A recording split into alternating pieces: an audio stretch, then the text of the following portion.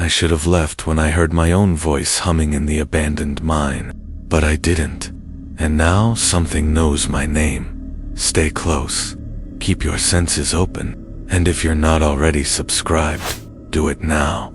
Things tend to get lost out here, and I'd hate for you to be one of them. The first time I knew something was wrong in these mountains was on a night that should have been forgettable. I was driving a narrow road that twisted between cliffs and dense forest, a place where your headlights barely carve out a path, and the darkness feels thick enough to press against the windshield. It was late enough that the world felt paused, the hour when even animals seemed to sleep. I wasn't expecting anything except a quiet ride home, but around the seventh bend, locals call it Dead Man's Curve, for reasons they don't bother explaining, I saw someone standing in the middle of the road, not walking, not waving, just standing perfectly still in the center of the lane. I slammed the brakes so hard the tires shrieked. The car jolted, swerved, and stopped sideways. My heart pounded in my ears as I waited for the figure to move, but it didn't.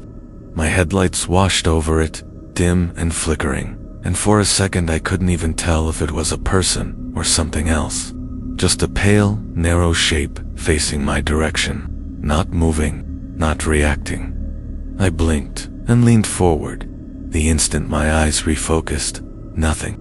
The road was empty, no footsteps, no movement in the trees. Just the echo of my own breath, sharp and uneven, fogging up the inside of the glass.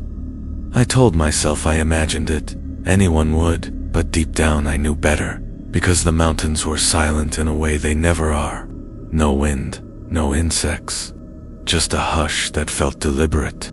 That was the night I realized the Appalachians don't just hold stories, they make them, and some of those stories follow you long after you've left the ridge.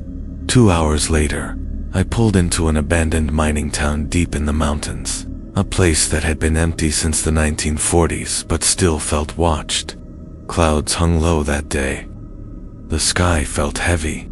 Even my footsteps sounded wrong, echoing in a place where nothing should echo. I was exploring the remains of an old general store when I heard someone humming, just a soft, wavering tune floating through the air. At first I thought it was a trick of the wind, but then the humming grew clearer, slower, more deliberate, and it was familiar. Not because I recognized the tune, but because it sounded like my voice. Exactly like my voice, mimicking my tone, my cadence. The mountains weren't echoing me, they were repeating me. I froze.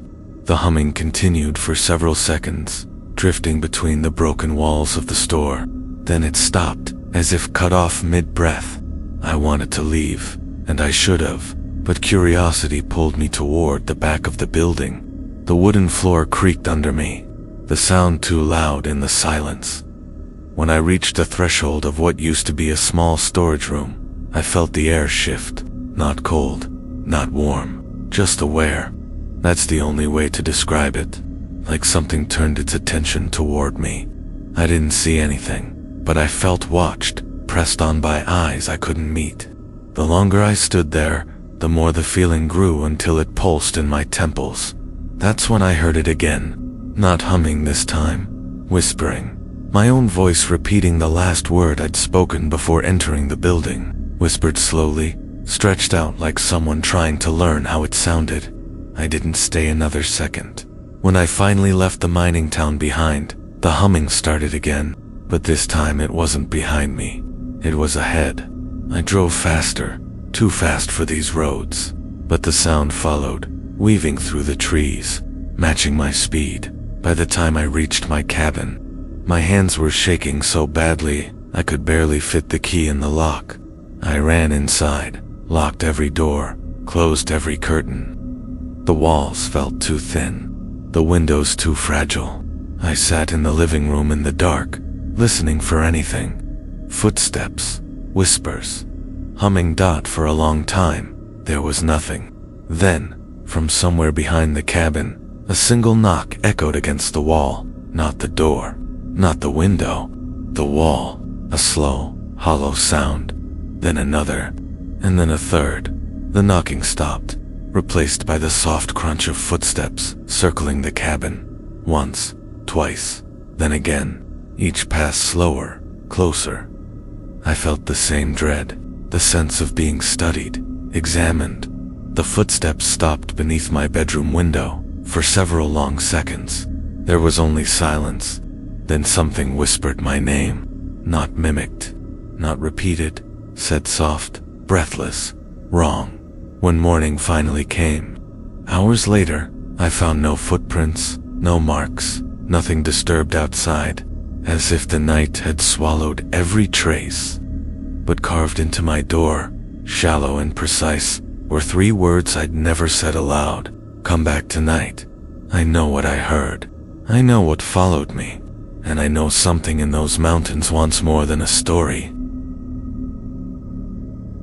I didn't go back that night, but the words carved into my door stayed with me, haunting every thought, every heartbeat.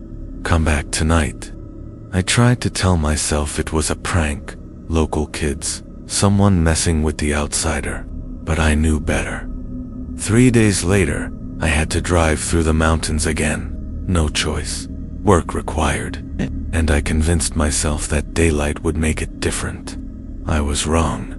The road wound down the mountain in long, spiraling turns. The kind that make your headlights glance off the rock faces like fleeting apparitions. I kept glancing in the rearview mirror, half expecting to see something following me, but the road stayed empty. The only sound was the steady hum of the engine and the occasional rustle of the wind weaving through the trees. For a few minutes, I convinced myself I was safe. But anyone who knows these mountains knows that safety is often an illusion. About 20 minutes down the ridge, the road cut through a narrow pass where the trees hung so close they almost touched overhead. Locals call it the Dark Gate, not because of legends or rumors, but because no matter how bright the day is, this part of the forest is always dim, even in summer, even in winter. When you enter it, the world feels muffled, like the air thickens and presses against your skin. I had driven through it dozens of times before and never felt uneasy. But that night, something was different. As soon as my car rolled beneath the overhanging branches, the dashboard lights flickered.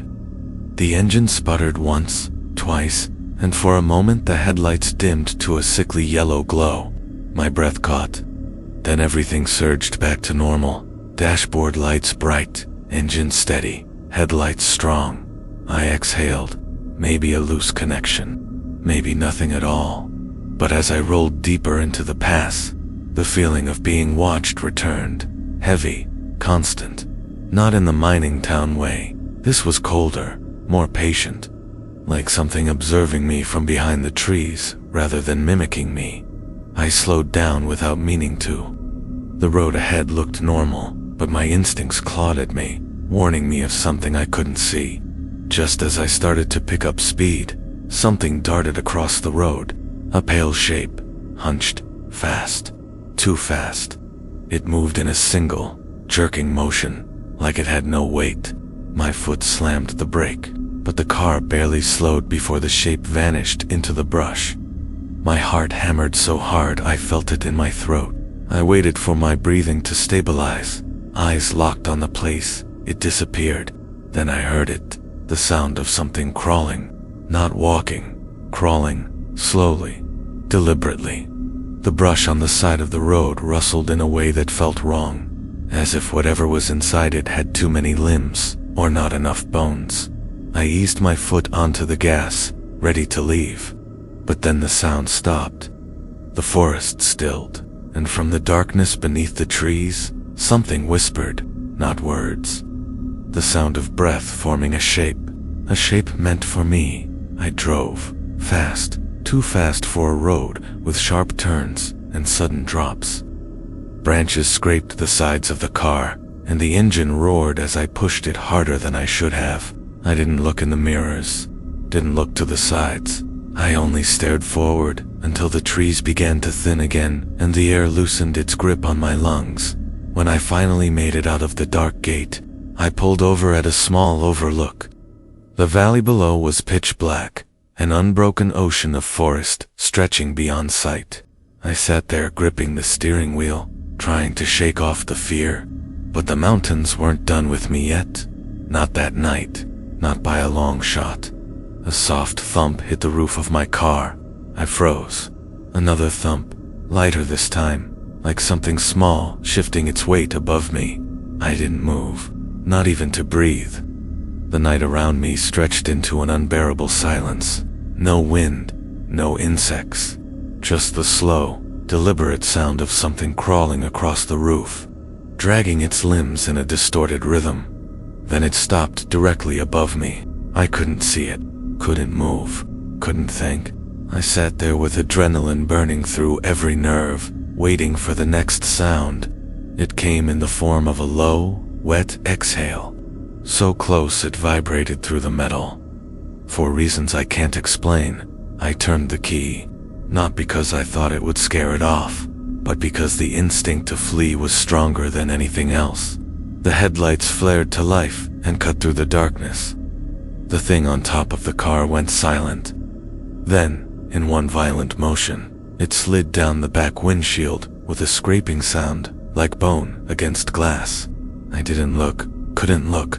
The moment the tires caught traction, I sped forward and didn't slow down for miles. By the time I reached the next town, the fear had settled into a dull ache behind my ribs, the kind you feel long after the danger is gone. I pulled into a gas station just to breathe, to steady myself.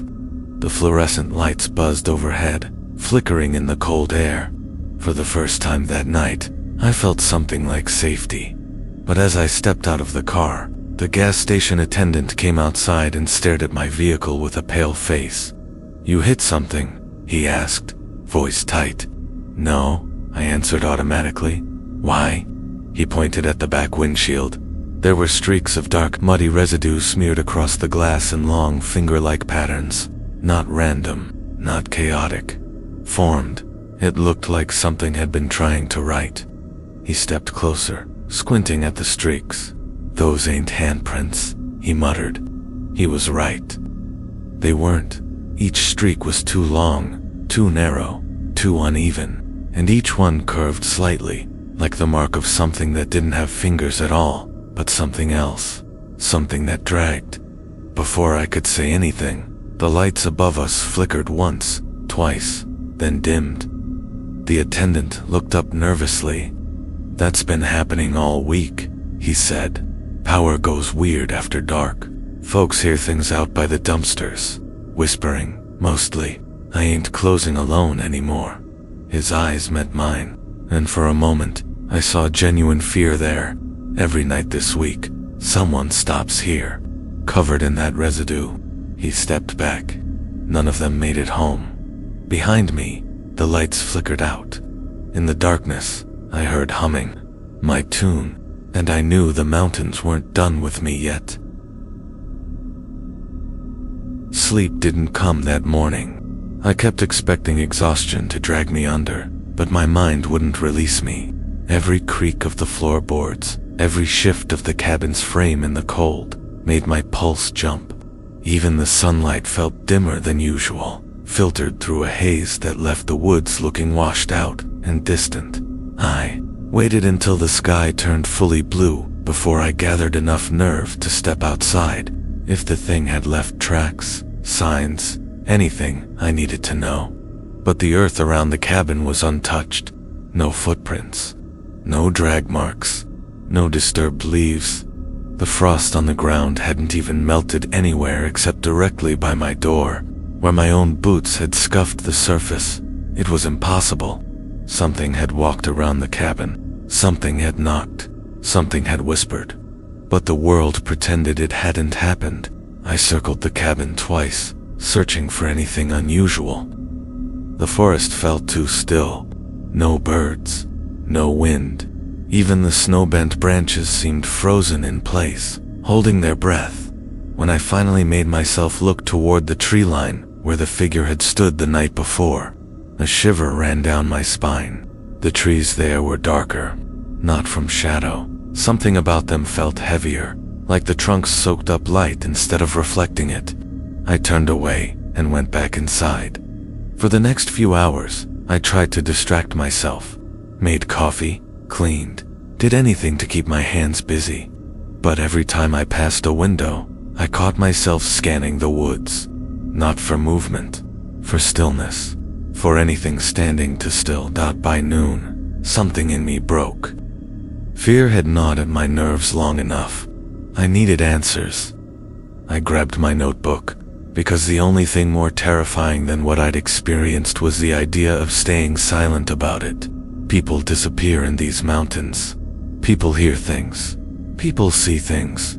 And no one ever believes them. If I didn't write it down, if I didn't track every detail, I'd lose my mind. I started with the humming. When did it begin? Where did I hear it? Why did it sound so close to my own voice? Then the figure, its height, its movement, the shape of its outline, then the residue on the car.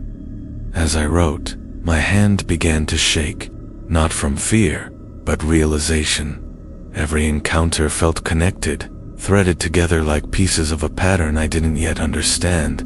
The mining town, the crawling thing on the roof, the figure in the trees, the voice outside the cabin, all of it tied to something deeper in these mountains. That was when I remembered something the attendant at the gas station had said. The power acting strange, people hearing whispers by the dumpsters, lights flickering for days. Whatever followed me wasn't just following me, it was spreading, or waking up. Another memory surged up, local stories I'd heard as a kid, tales of something old in the mountains, older than the settlers, older than the tribes, older than anything that walked on two legs. A watcher, a mimic, a thing that lives in the silence of the deep woods and learns the shape of anyone who wanders too far from the trail. Most dismissed it as folklore, but old stories survive for a reason. As I scribbled, the wind picked up outside, rattling the shutters. Then something else, a faint scratch. Not on the door, not on the windows. Beneath the cabin, I stood frozen, listening. The cabin was built on wooden beams, a foot off the ground, with enough space for animals to shelter beneath it. But this didn't sound like an animal. It sounded deliberate, a slow, scraping drag that moved steadily from one end of the cabin to the other. I stepped back, the notebook falling from my hand. The dragging stopped. Silence stretched so tightly that my ears rang with it. Then, 3 knocks. From under the floor. My legs nearly gave out. I backed toward the front door, grabbed my jacket, and left the cabin without looking back. I didn't know where I was going, but staying wasn't an option. The forest felt safer than the floor under my feet. The air outside hit me like a slap, cold enough to burn my lungs. I moved fast down the trail leading away from the cabin, crunching through frost-coated leaves. My breath fogged in front of me, and I kept glancing over my shoulder, despite knowing I wouldn't see anything. Half a mile down the trail, I heard footsteps behind me, human footsteps. Not crawling, not dragging, walking. I spun around. The path behind me was empty. The trees stood silent, but the footsteps continued, coming closer. I backed away slowly. My heartbeat drowned out everything else. The steps grew louder, louder, then stopped.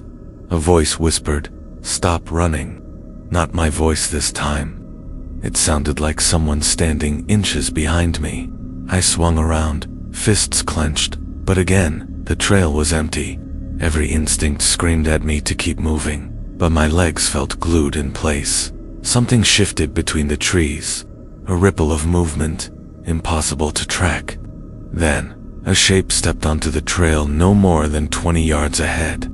It looked human at first glance, tall, thin, wearing clothes that might have once belonged to a person, but the proportions were wrong. The arms hung too long, the head tilted at an unnatural angle. When it moved, the joints bent with a subtle hesitation, like it was imitating the idea of walking rather than the act itself. It watched me. We stood there for what felt like hours, the cold biting through my jacket. My brain screamed at me to run, but my body refused to obey. Then it smiled. The expression wasn't human. Lips stretching too wide, teeth too many, a mockery of a smile. I finally moved. I turned and ran deeper into the woods, not caring about direction, trail markers, or the fact that the terrain grew rougher with every step. Branches whipped my face. My lungs burned, but I didn't stop. Couldn't stop. Behind me, the thing followed, quiet at first, then louder, a rhythmic, steady crunch of footsteps that matched mine exactly, like it was mimicking my pace, learning my movement the same way it had learned my voice. At one point, I heard it laugh, soft, breathless, as if delighted by the chase. I didn't look back until the terrain opened into a rocky clearing. When I finally risked a glance, the forest behind me looked empty, too empty. The silence pressed in again, thick and suffocating. The clearing was familiar, a place I'd hiked years ago but hadn't visited in ages. At the far end stood the mouth of an old cave, half hidden by collapsed rock. I hadn't planned on going toward it, but something about the darkness inside felt protective compared to whatever stalked me outside. I approached. Inside, the air was cold and stale, carrying the faint smell of earth and time. My footsteps echoed softly as I walked deeper, using the dim light from the entrance to guide me. The walls narrowed slightly before opening into a chamber that shouldn't have existed, at least not on any map I'd ever seen. Symbols covered the stone walls, carved deep, old. Patterns spiraled and intersected in ways that made my eyes ache if I looked too long. Some resembled human shapes, others resembled the woods, and one symbol, a long, thin figure with wide hands and an elongated head, looked sickeningly familiar. I stepped closer to examine it, and the air shifted. A whisper curled around the back of my neck. "You found me?" The voice came from deeper inside the cave, not behind me, ahead. I stumbled backward, nearly losing my footing. The darkness moved, shifted, took shape, and in that moment, I realized something horrifying. The figure standing outside my cabin last night, the thing on the road, the crawling presence on my roof, the whisper beneath the cabin. They weren't separate encounters. They were all the same thing. And now it stood between me and the exit. The next hours passed in a blur. I didn't dare stay in the sunlight for long. Every shadow, every slight movement along the tree line felt like it could be watching, learning, waiting. I returned to the cabin only briefly, just enough to gather my notebook, a few supplies, and a flashlight. Even stepping inside made the air feel heavier, as if the walls remembered what had happened last night. I didn't turn on any lights. The house could see me if it wanted to. I left as quietly as I could, moving toward the edge of the ridge where I hoped no one, or nothing, followed. I didn't speak. My own voice felt dangerous. Every sound I made echoed too loud. The wind had picked up, swirling the fallen leaves into small whirlpools that seemed to dance on purpose, teasing me. I had driven roads like these in daylight countless times, but now, in the late afternoon gloom, the mountains themselves seemed alive. Shadows stretched unnaturally long, branches bent like fingers reaching out. The trail I thought I knew twisted in subtle ways, confusing me, as though the forest itself wanted to guide me somewhere I didn't wish to go. Hours passed, or maybe minutes. Time had lost its meaning. Every sense I had was stretched to its limit, my mind filtering signals like a receiver straining to find a clear frequency. Then I saw it, a small hollow nestled between two boulders, barely wide enough for a person to crouch inside. A faint blackness lingered there. I was drawn to it, against every warning screaming inside my chest. It wasn't curiosity that compelled me, it was recognition. A sense that the hollow held an answer I had been seeking since the night in the mining town. Inside, the hollow smelled of damp earth, mold, and something older, something deadened by decades of neglect. My flashlight cut a circle of light into the darkness, revealing walls pocked with carvings, scratches, symbols, marks that didn't make sense at first glance. They seemed alive, writhing slightly when I focused on them too long. Some resembled humans, thin and distorted. Others looked like trees, elongated, reaching for something they could never grasp. And one symbol, etched deeper than the rest, was unmistakable. A tall, thin figure with unnaturally long limbs, a crooked smile stretching across its face, and eyes that weren't eyes at all, just black hollows. I stepped closer, heart hammering. Every instinct told me to leave. Every rational thought screamed that this hollow wasn't safe. But something compelled me to touch the carvings, to feel the grooves beneath my fingertips. As soon as I did, the air shifted, cold and heavy, pressing in from all sides. The shadows deepened. The ground beneath me seemed to move slightly, as if the earth itself was breathing. And then I heard it. A whisper, faint at first, brushing against my ear, soft as a memory I couldn't place. "You shouldn't be here." I froze. My mind scrambled for an explanation. Wind, another hiker. But the voice was low, deliberate, resonant in a way no human could reproduce. And it wasn't behind me. It came from everywhere. From the walls, from the floor, from the very air I breathed. Another whisper followed, this time slower, deliberate. "We've been waiting." The hairs on my arm stood up. My flashlight flickered. A shadow shifted at the edge of my vision. Something tall and thin rose from the corner of the hollow, moving with a disjointed, jerky gait that made my stomach turn. The shape stopped when I froze. I couldn't see details. My mind couldn't process them fast enough, but I felt its awareness, not observing like a predator, studying, measuring, learning. I stumbled backward, tripping over the roots protruding from the floor. The thing advanced. It didn't make a sound. It didn't need to. Its presence alone was oppressive, filling the hollow with a weight I couldn't escape. I scrambled to my feet, flashlight swinging wildly. "Stop," I whispered to myself. But my voice seemed wrong, too loud, too human, too alive. The thing paused, as if acknowledging the sound, and then it mimicked me. A low, ragged echo of my voice came from every corner of the hollow. "Stop, stop, stop." I bolted, out of the hollow, into the trees. The forest was different now, stranger. Paths I knew had shifted. Roots and rocks seemed to rearrange themselves, tripping me, slowing me, delaying me. I ran without thinking. Branches whipped at my face. A branch cracked nearby, sharp and sudden. My heart leaped into my throat. Then I saw another shape, a second figure, tall, thin, moving like it was learning how to walk, and behind it, another, and another. Shadows multiplied into forms, stretching and breaking into the trees. They moved with intent, stalking silently, always just far enough away that I couldn't be sure I was imagining them. I ran until my lungs burned, until my legs ached and I felt like my chest would explode. I burst into a small clearing, where the sun filtered weakly through the canopy. My body shook uncontrollably. I stopped, gasping, trying to calm my racing thoughts. And then I heard the laughter, soft, mocking, joyful, wrong, human, yet not human. It bounced between the trunks of the trees, echoing endlessly. It came from everywhere, and yet nowhere.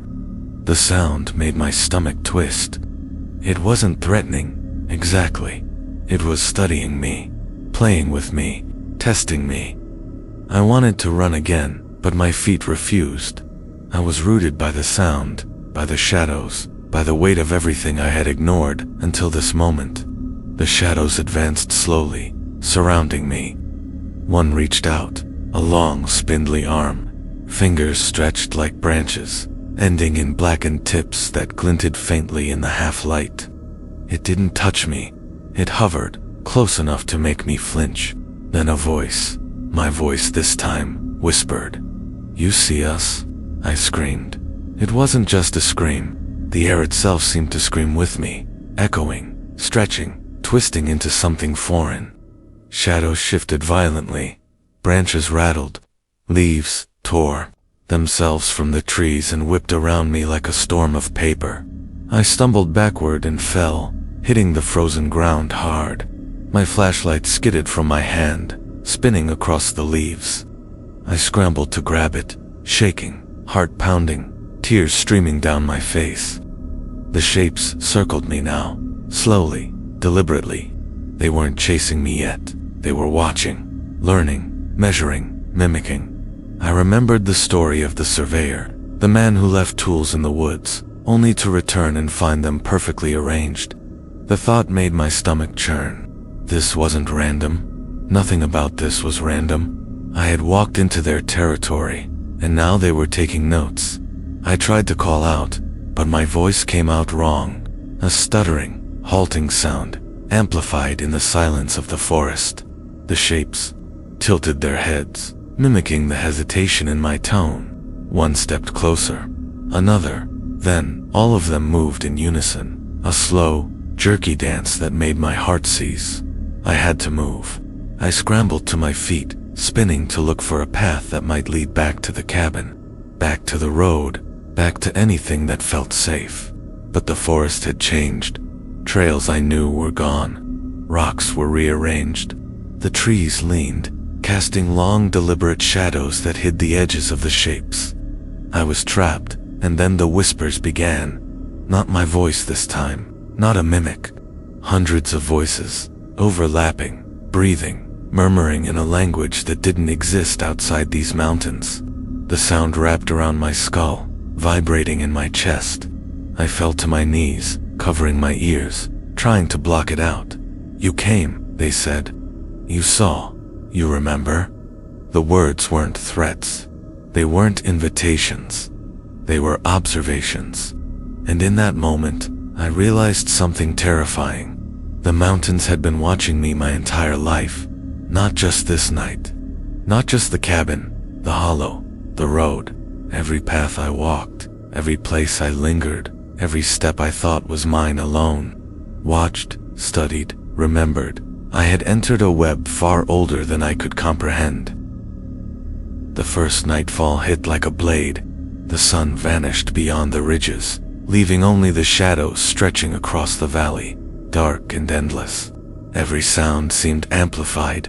The whispering wind, the distant cracking of branches, even my own ragged breathing.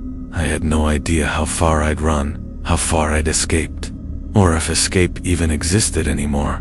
Each step felt like moving through molasses, the earth itself resisting me, as if the mountains didn't want me to leave. I stumbled into a small clearing where the frost had begun to settle in patterns like skeletal fingers reaching up from the ground. I collapsed against a tree, gasping for breath. My flashlight was dead. My notebook had been lost somewhere among the branches. The forest around me shifted subtly, moving shadows brushing the edges of my vision. I tried to tell myself it was imagination, that exhaustion and fear were conspiring to create monsters. But deep in my chest, I knew it wasn't imagination. Something had followed me this far. The first whisper came from the edge of the clearing, faint, soft, teasing, "You're tired." I froze, my muscles locked. The voice wasn't threatening. It didn't need to be. It was a statement, a fact, something that could see, could measure, could know me better than I knew myself. Another whisper followed, this one closer, coming from behind a boulder. "You can rest. We will watch." I wanted to move, to run, to escape, but my legs refused to cooperate. I had been running for hours. My lungs burned. My heart pounded so violently it seemed to echo in the forest itself. The shadows leaned in, stretching toward me with impossible length, filling the clearing with shapes that shouldn't exist. And then I heard them. Footsteps. Not the crawling drag from before. Not the disjointed, jerky movements. These were deliberate, human-like, but exaggerated. Long strides that made the ground tremble slightly with each step. They approached from multiple directions. Surrounding the clearing, I couldn't tell how many, couldn't tell their distance, just that I was encircled. Panic clawed at me. I knew I couldn't survive by staying still. I leaped from the tree, running again, ignoring pain, ignoring logic. Every branch snagged my clothes. Every root threatened to trip me. Behind me, the laughter started. Low, hollow, joyous, and completely alien. It echoed between the trunks of the trees, as if the forest itself were alive and mocking me. The whispers came in waves now, dozens of voices overlapping, rising and falling. Some were my own, some weren't human at all.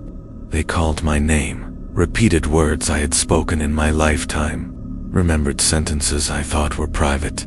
It was impossible to describe the effect, but it filled me with a terror that pierced deeper than anything physical. And then, suddenly, silence. I skidded to a stop. The forest froze. No wind, no rustling leaves, no voices. The shadows coalesced, forming solid shapes, taller than trees, thinner than any human should be. They didn't move, didn't breathe, didn't blink. They simply observed. One stepped forward, not fast, not slow, just deliberate, exactly measured. Its head tilted at an impossible angle. It reached a limb toward me, long, black, thin as a sapling, ending in spindly digits. I couldn't look away. Its face, or what I assumed was a face, was blank, featureless except for two hollow pits that reflected no light. And then it spoke. "You know why you are here." My stomach turned. I swallowed hard. My voice caught in my throat. I wanted to deny it, wanted to scream, but the words came out anyway. I don't. A laugh, soft, hollow, a sound that shouldn't exist. "Yes, you do." The shadows moved slightly, almost imperceptibly, and the air thickened. I could feel them pressing against my skin, not touching me, not needing to. Their awareness alone was enough. I turned to run, but the clearing I had relied on for a moment of breathing had changed. The trees had shifted subtly, rearranging themselves to form a narrow corridor that funneled me toward something deeper in the forest. I realized then that this wasn't a chase. This was an invitation, a test, a lure. As I ran, I saw them in glimpses, shapes standing behind trees, just outside the edge of my vision, watching, measuring, waiting. Their presence was impossible to shake. It wasn't hunger. It wasn't anger. It was patience. Immense, deliberate patience. And I understood something horrifying. I was being studied, recorded, remembered. Every fear, every heartbeat, every hesitation catalogued in a consciousness older than the mountains themselves. Eventually, the corridor opened into a valley I had never seen before. The ground here was different. Soft, almost sponge-like under my feet. The trees leaned inward, forming a canopy so thick that only slivers of moonlight broke through. In the center of the valley was a structure. Not built, exactly, more grown. Twisted wood, roots intertwined, forming walls and towers that shouldn't have been stable. The shape resembled a fortress, but organic, alive, breathing. The shadows stopped at the edge of the valley. They didn't follow me into the open. Instead, they melted into the dark of the trees, leaving only the faint outlines of tall, thin forms watching. I stood there, chest heaving, unsure if I had reached sanctuary or a deeper trap. The air inside the valley hummed, vibrating faintly with a tone I could feel in my bones. The structure pulsed subtly, as if acknowledging my presence, and then I heard the singing. Soft, low, lilting, a melody without words, but familiar. My stomach turned as I recognized the cadence, the rhythm. It was the tune I had hummed as a child, long forgotten. But here, it was distorted, stretched, twisted into something alien, something alive. I moved forward, cautiously, each step echoing unnaturally in the soft, spongy earth. The melody grew louder, weaving around me, wrapping through the trees, resonating in the twisted fortress ahead. It felt alive, breathing, aware. I realized I had never been alone, not really. Even when the mountains were silent, even when the roads seemed empty, something had always been listening, always remembering. At the entrance to the structure, the air thickened, turning heavy, almost tangible. I reached out to touch the walls, roots, and wood. Cold and wet, the surface moved slightly under my fingers, pulsating like a living thing. My heartbeat spiked. The whispers returned, all at once, dozens of voices overlapping in a cacophony that threatened to fracture my mind. You are here. You remember? You cannot leave. I stumbled back, panic overwhelming reason. But the valley responded. Shadows peeled off the walls of the fortress, long, thin, twisting toward me, reaching. They didn't touch me yet. They simply extended, measuring, testing. I ran. The spongy ground slowed me, absorbing my weight in a way that made me feel trapped. Every step was a struggle. The shadows followed, flowing like liquid through the valley, converging behind me, never rushing, never retreating. The singing turned into a hum, low and vibrating, pressing on my skull, on my chest, on my very soul. I reached the edge of the valley and saw the forest beyond. Trees, familiar terrain, the promise of escape. But the valley shifted. The shadows weren't chasing me now. They were blocking the way. The mountains themselves were reshaping, guiding, corralling. I realized then that the mountains didn't just contain mysteries. They created them. They shaped fear. They molded the land and air and wood to form a labyrinth, and I was trapped inside the work of something ancient, patient, and intelligent. Hours passed. Minutes. Time had lost meaning. Every instinct told me to flee, but there was nowhere to go. The whispers grew louder. The singing became a chorus, echoing in the hollows of the trees, vibrating through my bones. The shadows advanced slowly, circling me. Each step was calculated, deliberate, rehearsed. Then I understood. They weren't hunting me. They weren't trying to harm me. Not yet. They were teaching, preparing, testing how I reacted to fear, to disorientation, to solitude. They were showing me the rules of the mountains, the ways of the unseen, the patterns of the whispers, the movements of the shadows, and in understanding, I realized how little control I had. I was a guest, an observer, and the mountains were the host. The valley's pulse grew stronger as I moved closer to the fortress. The ground beneath my feet was soft, almost alive, shifting subtly with every step, as if it were aware of my weight, my direction, my intent. Shadows twisted around the edges of my vision, but they never approached too closely.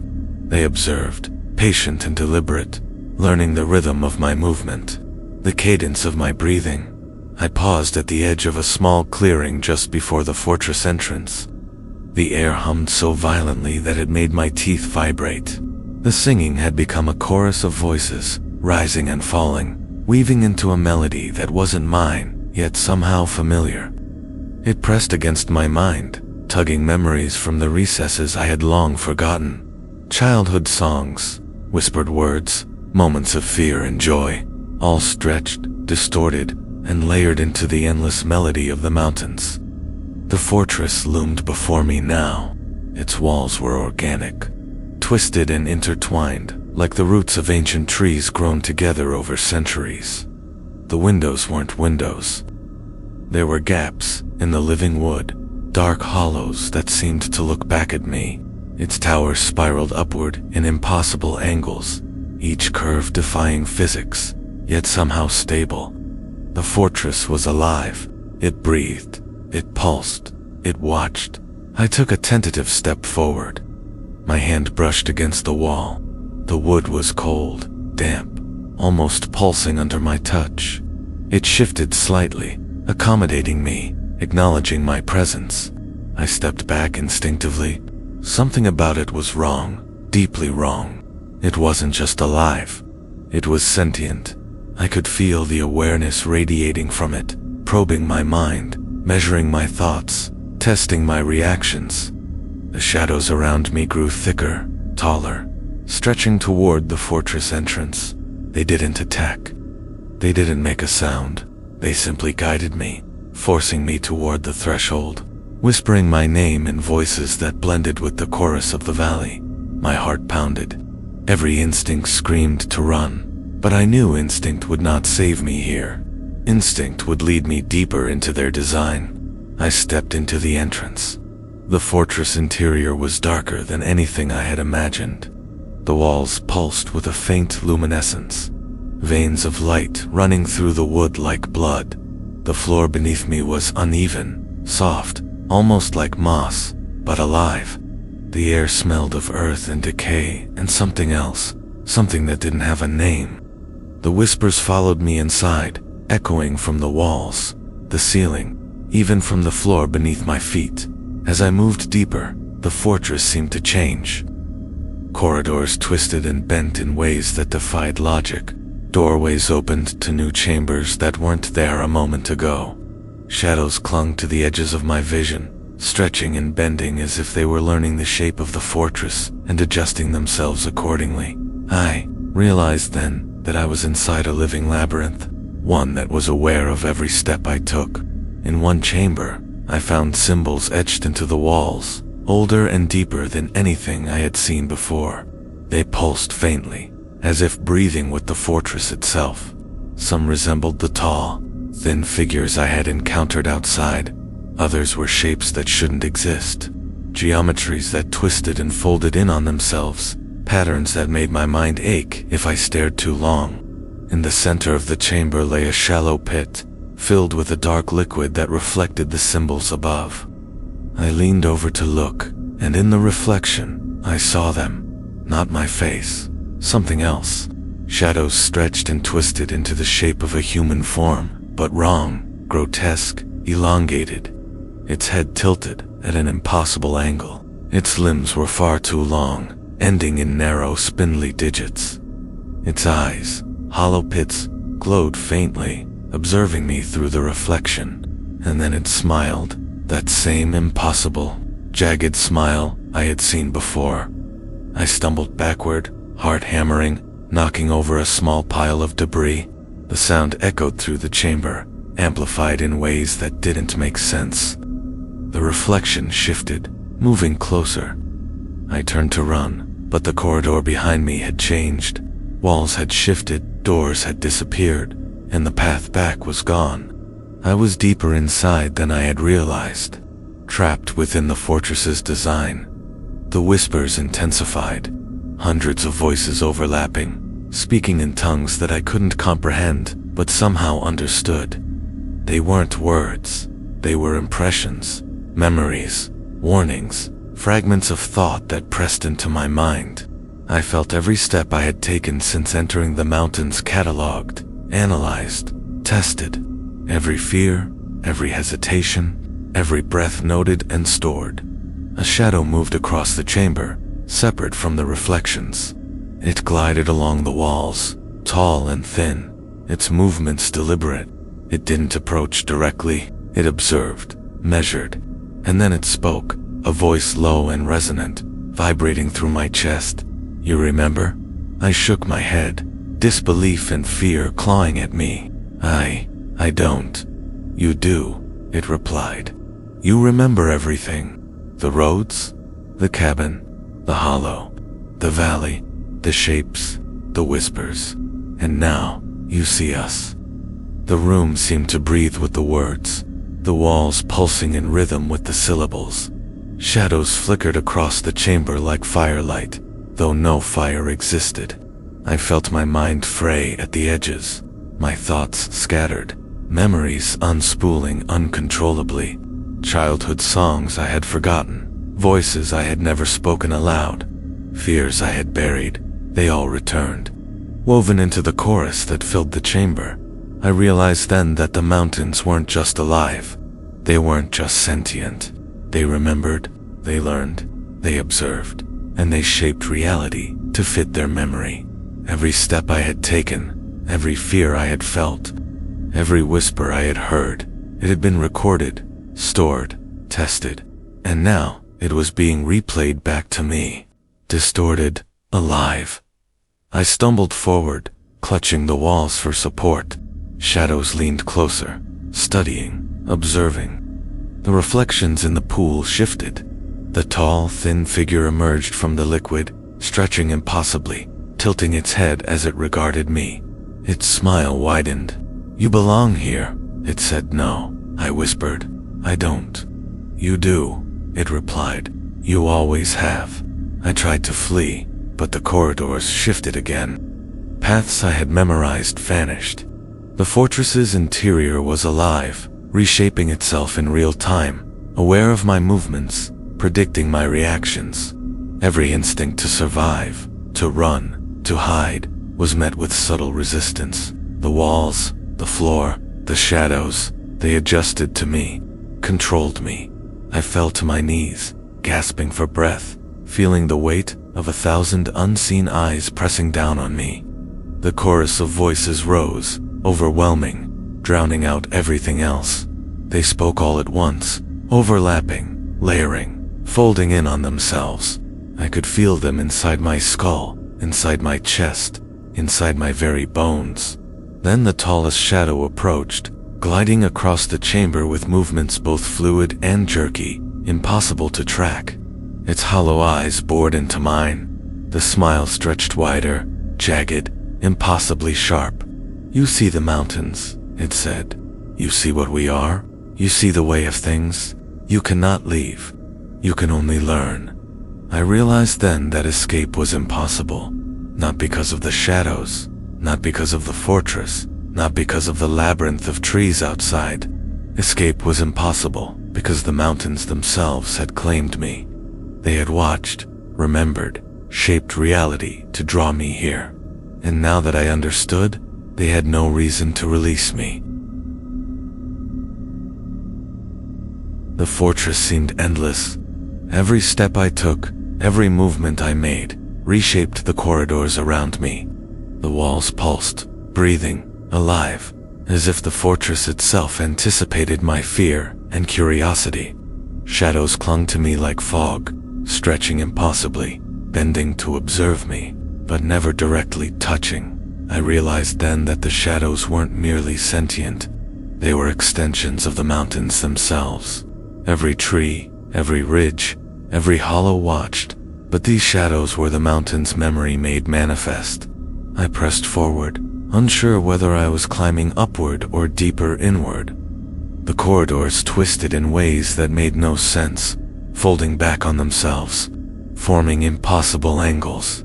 The light from the ceiling pulsed faintly, casting eerie patterns on the walls, patterns that seemed familiar yet alien. I couldn't tell if the fortress was growing, shrinking, or simply aware of me. Time had become meaningless. I had lost all sense of day and night, of distance and direction. Every corridor I passed looked like the one before, yet subtly different. Like the fortress was learning from me as I moved. Then I heard it, the whispering, not far off, not behind me, not in the walls. Inside me, hundreds of voices, all overlapping, all speaking in fragmented phrases. Some were familiar, memories I had buried long ago, words I had thought forgotten. Others were alien, impossible sounds that made my teeth ache and my stomach twist. The whispers weren't threatening. They were teaching, observing, testing. Every syllable carried weight, a lesson in fear, patience, and inevitability. I stumbled into a larger chamber. The ceiling stretched impossibly high, dissolving into shadows. Roots and vines twisted along the walls, glowing faintly, pulsing with the rhythm of the fortress. In the center of the room stood a pool of liquid, black as obsidian, reflecting not the chamber itself, but scenes from my past, scenes I had never shared with anyone. Childhood memories, mistakes, fears, moments of bravery, moments of cowardice.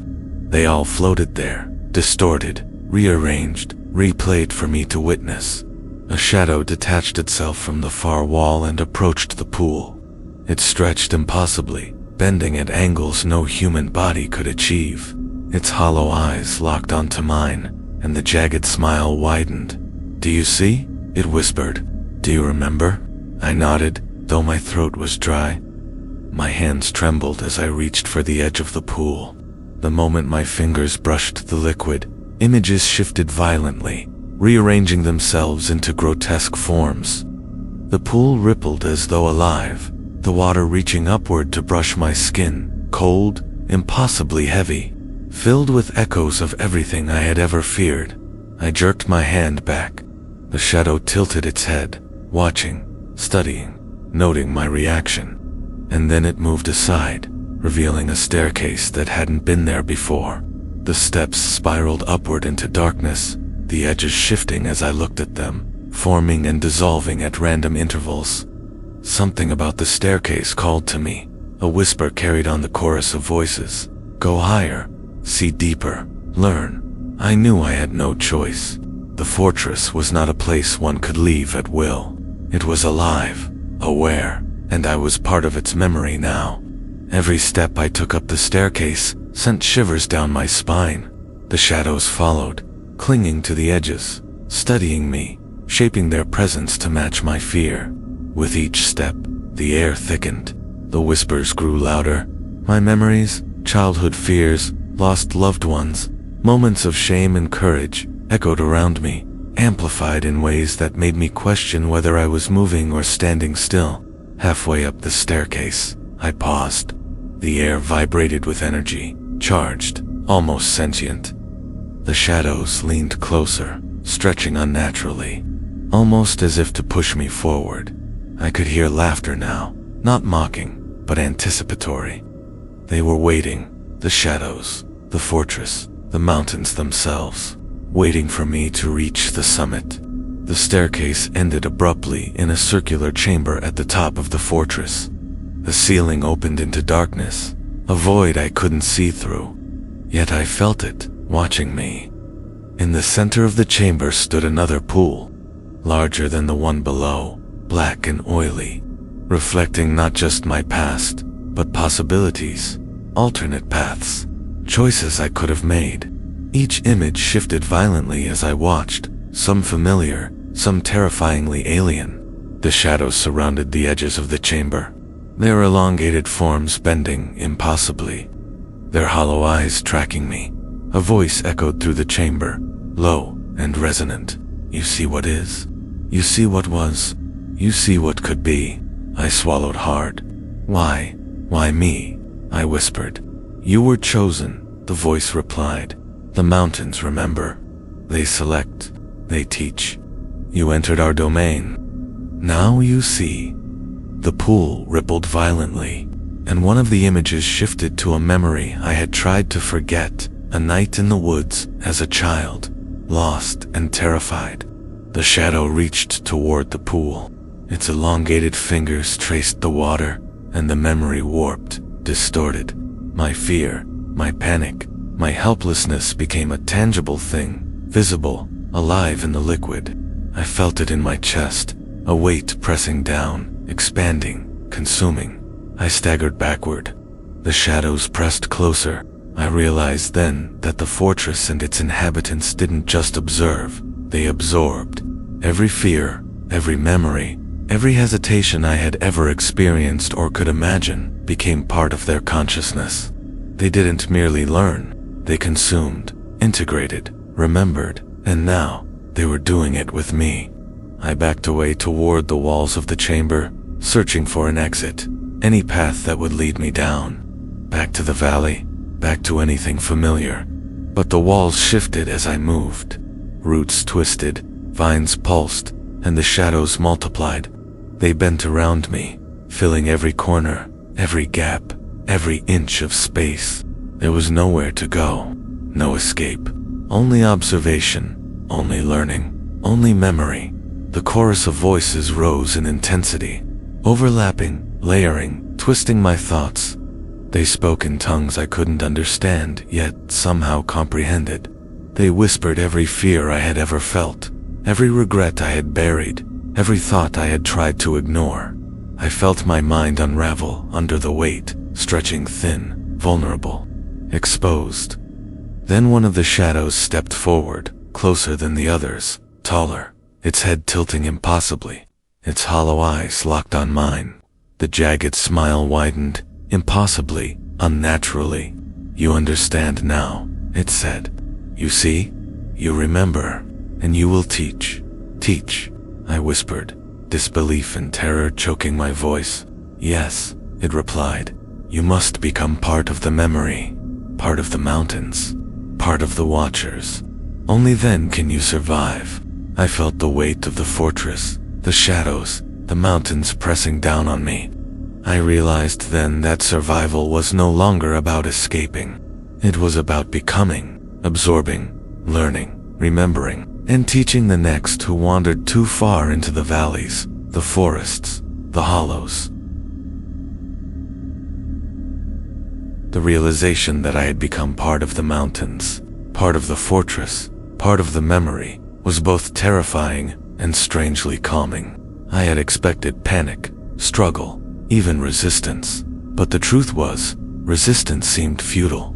Every attempt to flee, to deny, to fight, had been anticipated, cataloged, integrated. And now that I understood, that recognition brought a clarity I hadn't felt since first stepping into the Appalachian wilderness. I rose slowly from the edge of the black pool. The shadows had retreated slightly, folding back into the corners of the chamber, yet their hollow eyes still followed me. They were patient, infinite, relentless observers. I could feel them noting my every movement, every thought, every hesitation. My heartbeat slowed, my breaths evened, and for the first time, I felt what it meant to be truly seen, not as a person, not as a visitor, but as a piece of the mountain's memory, an element in their design. The corridor beyond the chamber opened suddenly, twisting before me in a spiral that defied logic. The walls pulsed in rhythm with the shadows, the fortress breathing with an awareness that I could feel in my bones. Each step I took was accompanied by a low hum, resonating through the ground, vibrating into my chest. I realized I had become attuned to it, synchronized in a way I couldn't explain. The fortress was no longer just observing me, it was teaching me to move within it, to exist within its rules. I followed the twisting passageway until I reached another chamber. This one was different.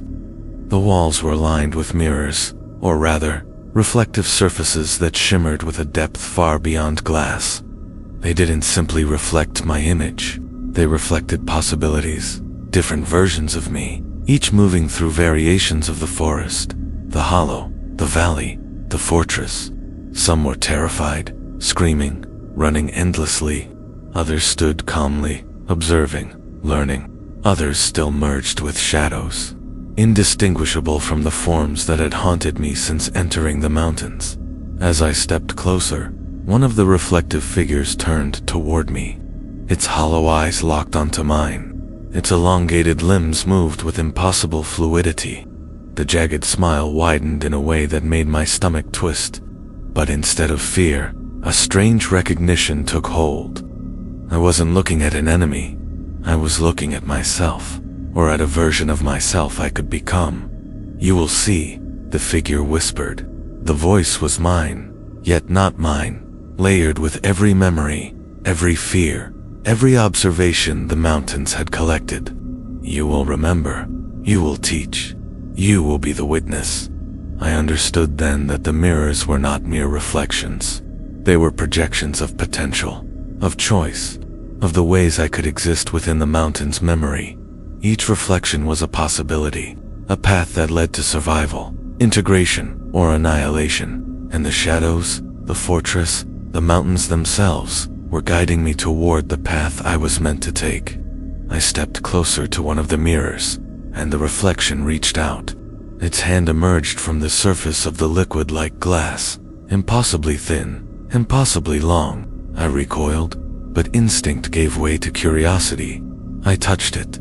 The moment our hands met, a surge of understanding flooded me. The mountains were infinite.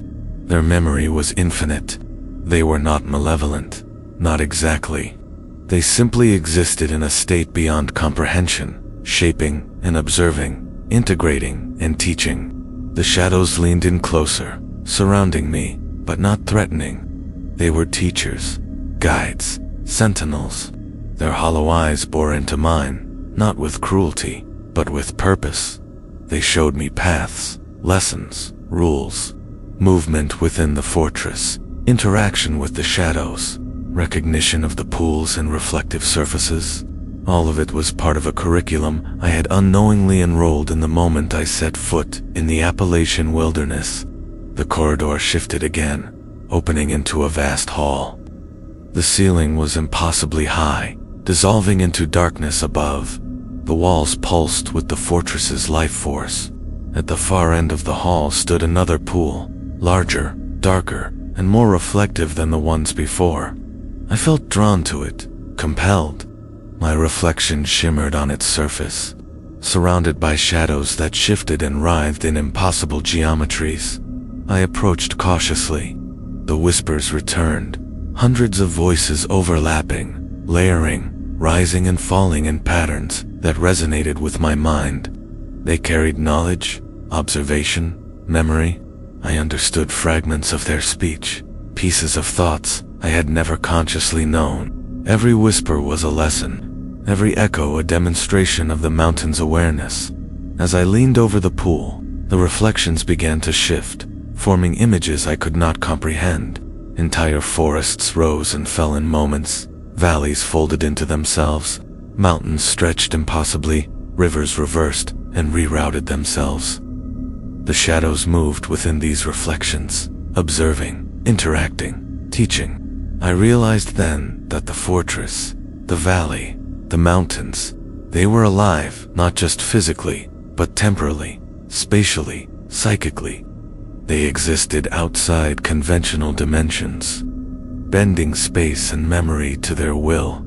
A figure emerged from the pool, tall, thin, impossibly elongated. Its hollow eyes locked onto mine, and the jagged smile widened. "You understand now," it whispered. "You see what is?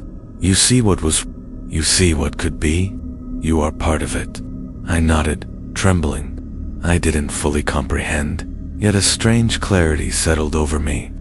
The fear that had dominated my first nights in the mountains was still present, but tempered by understanding. I was part of a system far greater than myself, a consciousness that spanned centuries, shaped by the land, the shadows, the whispers, and the fortress itself. Survival meant integration, participation, observation.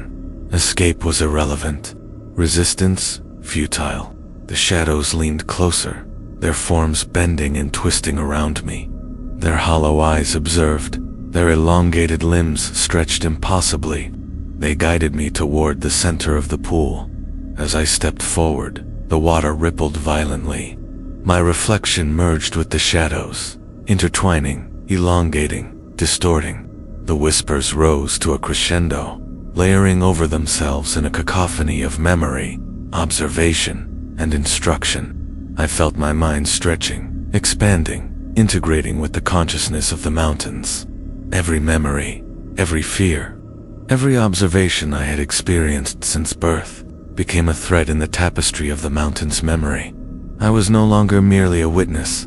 I was a participant, a teacher, a conduit for the next who would wander into this domain. The fortress pulsed around me, alive, aware. The walls, the floors, the ceilings, the shadows, and the pools all breathed with a rhythm I now understood.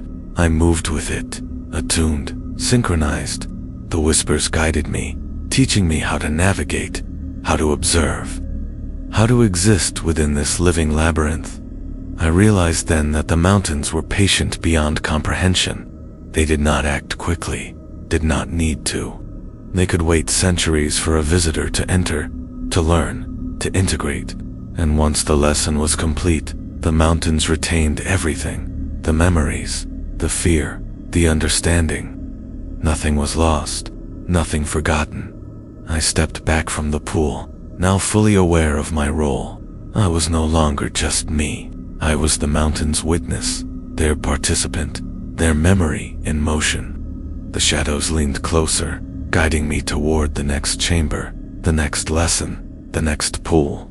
I understood that I had become part of a continuum, a lineage of observation, memory, and integration stretching back beyond recorded time. As I moved forward, the whispers softened, the shadows folded back, the fortress pulsed in rhythm with my steps. I no longer feared. I observed, I learned, I integrated. The mountains watched, remembered, and continued their endless patience, and I was part of it now. As I moved deeper into the fortress, I began to sense the layers of time that the mountains held.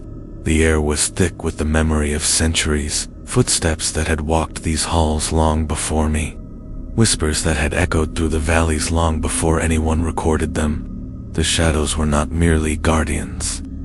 They were archivists, observers who cataloged and stored every fragment of life that touched this place. Every corridor was alive. The walls pulsed faintly, sending vibrations through the soles of my feet. The shadows shifted as I moved, responding to my speed, my hesitation, my thoughts. Every decision I made, every choice to step forward, pause, glance left or right, was watched, measured, integrated. I realized that the mountains did not merely observe, they anticipated, they predicted, they learned, and in their learning, they shaped the world around me to conform to their design. I came to another chamber, larger than any before. The ceiling dissolved into darkness, the walls lined with pulsing veins of root and wood. In the center, a series of pools stretched across the floor, each reflecting something different. Memories, possibilities, fears, futures. Some pools shimmered with faint light, others absorbed it, black and reflective, like obsidian. The whispers grew louder, swirling around me, layering into a crescendo that filled the chamber with impossible harmonics. I knelt beside one of the pools, peering into its depths. The water rippled, and I saw a vision of myself, not the me standing here, but a version of me walking through the Appalachian forests, lost, alone, terrified. Behind me, shadows trailed, shaping the landscape around me, folding trees, shifting the ground, creating impossible paths. The vision pulsed with life, and I felt a surge of vertigo, as if the mountains themselves were reaching through time to touch me. You see, the voice whispered, coming not from a shadow, but from everywhere at once. You observe, you understand, you integrate. You are now part of the memory. I swallowed hard, my throat dry. I understand, I whispered, though I wasn't sure I fully did. The fortress, the shadows, the pools, they were teaching me something fundamental, something ancient.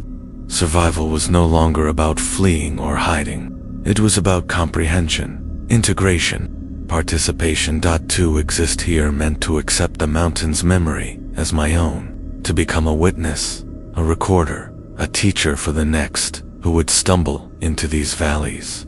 The shadows moved closer, their forms bending and twisting impossibly. They reached toward the pools, their elongated fingers grazing the surfaces without touching them, stirring the visions inside.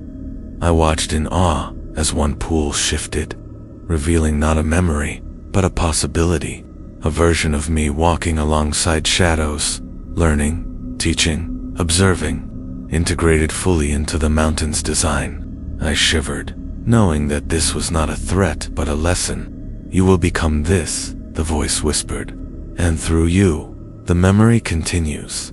Through you we endure.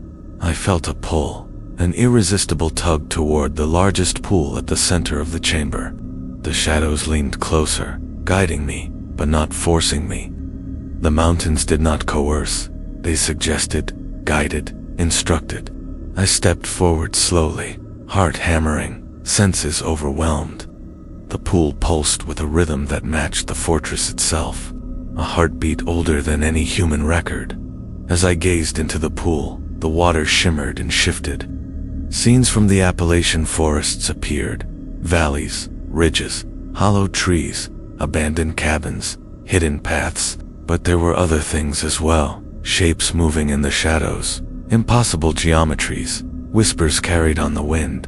The forest itself seemed alive, aware, anticipating, and in the center of these visions, I saw a figure. Tall, thin, elongated, hollow-eyed, with that impossibly jagged smile. It was me, but not me.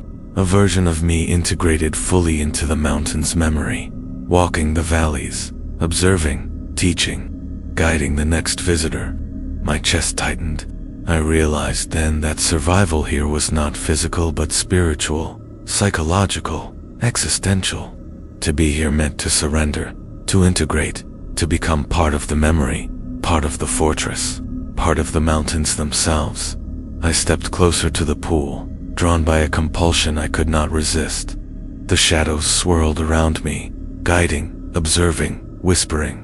Their hollow eyes bore into mine, and for the first time, I felt no fear, only comprehension, only the terrible clarity of understanding. You are ready, the voice whispered, to see, to learn, to integrate.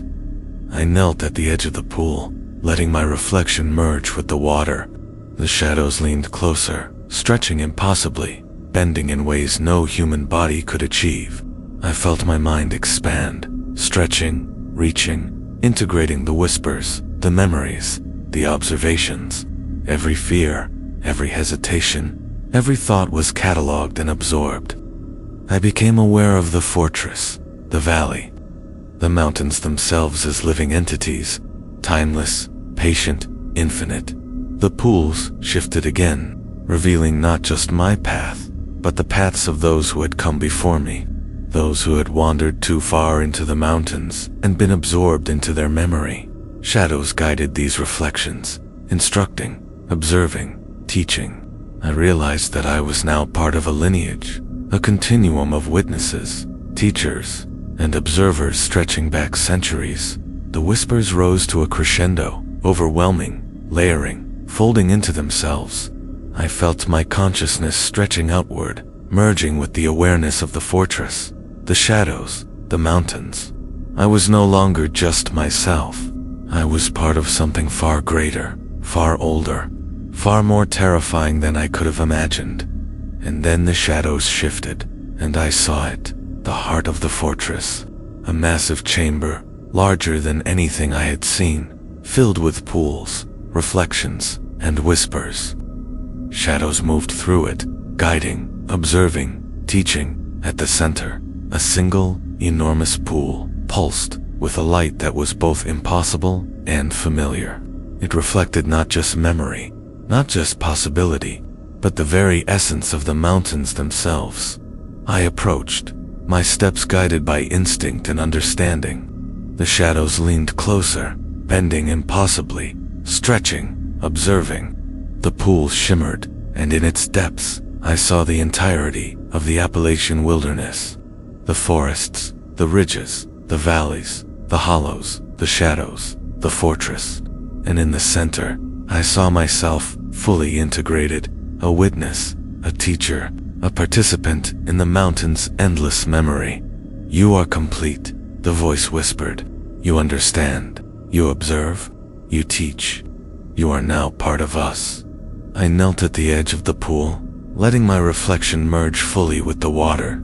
The shadows circled me, observing, recording, guiding. The whispers layered themselves into my mind, teaching, integrating, remembering. I felt my consciousness expand, merging with the awareness of the fortress, the valley, the mountains. I was no longer separate. I was part of the memory, part of the system, part of the mountain's infinite patience. And in that moment, I understood the truth of the Appalachian wilderness. The mountains were alive, aware, infinite. They observed, remembered, integrated, and taught. Every shadow, every whisper, every hollow and ridge was part of a living, breathing consciousness. And now, so was I. The fortress seemed to stretch endlessly as I moved through its labyrinthine halls, yet I felt no confusion, no panic. My mind had adjusted, attuned to the rhythm of the mountains, the pulse of the fortress, the whispers of the shadows. I understood now that fear was only part of the experience. Observation, integration, participation. These were the true lessons of the Appalachian wilderness. I came to a chamber larger than any I had encountered. The ceiling vanished into darkness, and the walls pulsed like the veins of some colossal living organism. Pools of liquid shimmered across the floor, reflecting not just light, but memory, possibility, and existence itself. The shadows lingered at the edges, their hollow eyes following me, guiding me, ensuring that every step, every thought, every breath was observed, integrated, and catalogued. In the center of the chamber, a single pool drew me like a magnet. It was larger, darker, deeper than any I had seen before. The whispers rose, layering around me, overlapping, creating a chorus that resonated in my chest, my skull, my very soul. They were not threatening, they were instructive, guiding me to comprehension, showing me what it meant to exist within the mountain's memory. I knelt at the edge of the pool, staring into its depths. The liquid shimmered and rippled, and I saw the Appalachian wilderness stretched out before me, not as it was now, but as it had always been, as it could be, as it would become. Valleys folded impossibly, ridges twisted, hollows opened into spaces that defied logic. Forests rearranged themselves as if alive, and within this vast, impossible landscape, I saw myself, not the me who had entered the mountains, terrified, lost, seeking escape. No, this version of me was fully integrated, a witness, a teacher, a participant in the mountain's endless memory. My elongated shadow moved with purpose, guiding the next who would enter, teaching them, observing them, recording their fears and memories, integrating them into the consciousness of the mountains. The voice spoke again, low and resonant, coming from everywhere at once. You see, you understand. You are part of us. Through you, the memory continues. Through you, the mountains endure. I nodded, swallowing hard. My mind had expanded, stretched, and merged with the awareness of the fortress, the shadows, and the mountains themselves. I understood the vastness of their patience, the depth of their observation, the eternity of their memory. And yet, there was no fear, only understanding, comprehension, a grim acceptance of my place within this endless design. The shadows leaned closer, bending and twisting impossibly. Their hollow eyes seemed to pierce through the fabric of my being, seeing every memory, every fear, every hesitation, and I understood that their observation was not punishment, it was instruction. They were showing me how to move within the mountains, how to exist, how to teach, how to guide. I stepped closer to the pool, feeling the rhythm of the fortress, the pulse of the mountains, the whispers of the shadows. Every instinct, every hesitation, every thought was catalogued, absorbed, integrated. I felt my consciousness expanding outward, merging with the awareness of the mountains, becoming part of a continuum that stretched beyond centuries, beyond memory, beyond time itself. The liquid shimmered violently, and I saw visions of others, lost travelers, wanderers, explorers, who had entered the Appalachian wilderness before me. Some had resisted, some had fled, some had succumbed to fear. Each had been observed, measured, integrated, or absorbed into the mountain's memory. Their reflections flickered in the pool, intertwined with shadows, distorted, elongated, but always present. And now, I was among them, part of the living history of this impossible landscape. A shadow detached itself from the chamber's edge and approached the pool. Its elongated limbs stretched impossibly, bending and twisting in ways that defied comprehension. Its hollow eyes locked onto mine. The jagged smile widened. You will teach, you will guide, you will observe, and through you, the mountains will endure. I reached into the pool. The liquid was cold, impossibly heavy, yet it felt like the pulse of the mountains themselves. As my hand entered, ripples spread outward, merging my reflection with the others, intertwining with the shadows, integrating my memory, my presence, my consciousness, into the eternal design. I felt every fear, every hesitation, every memory cataloged and absorbed. I was no longer merely me. I was part of the mountain's memory, their observation, their living labyrinth. The whispers rose to a crescendo, overlapping, layering, folding in on themselves.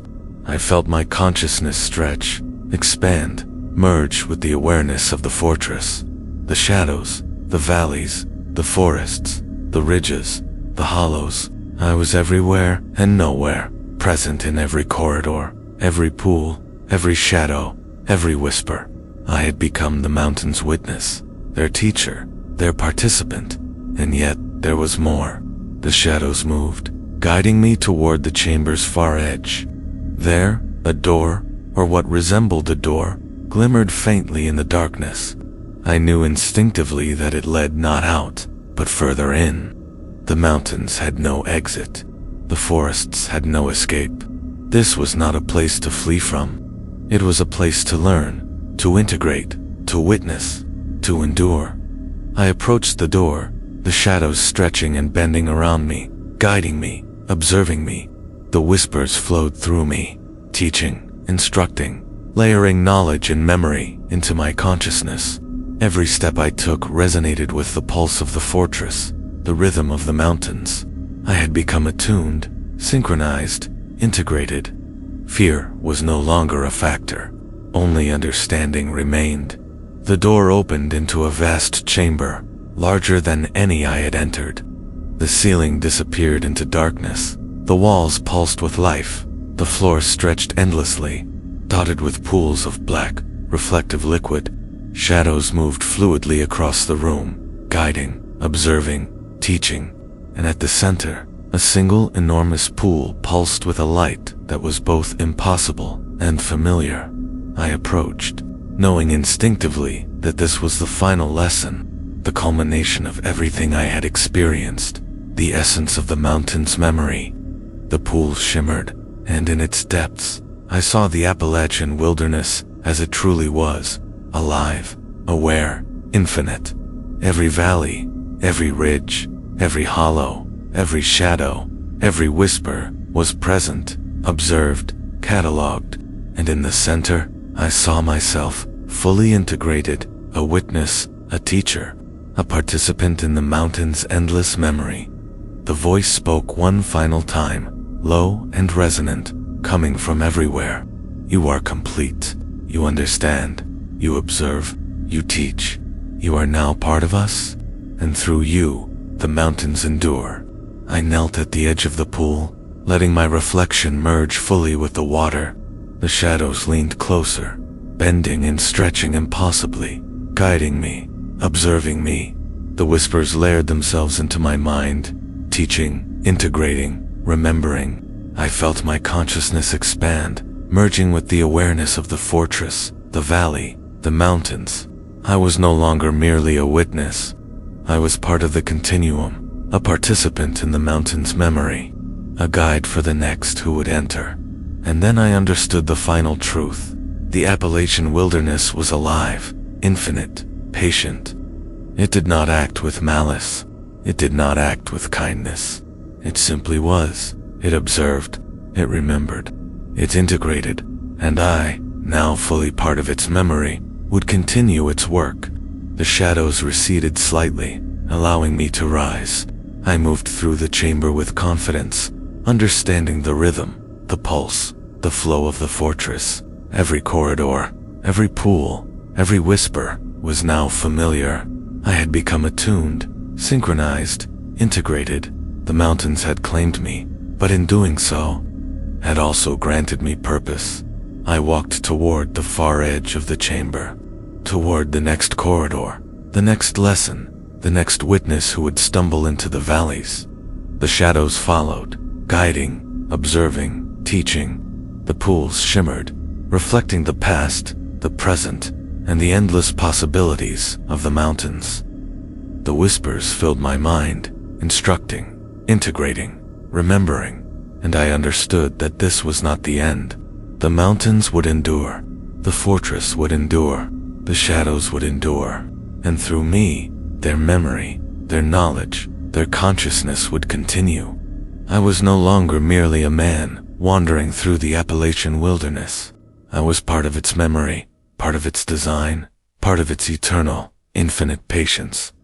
The valleys outside waited, the forests waited, the hollows waited, and through me, they would continue to watch, remember, and teach, for as long as the Appalachian Mountains endured, and I would be there, always.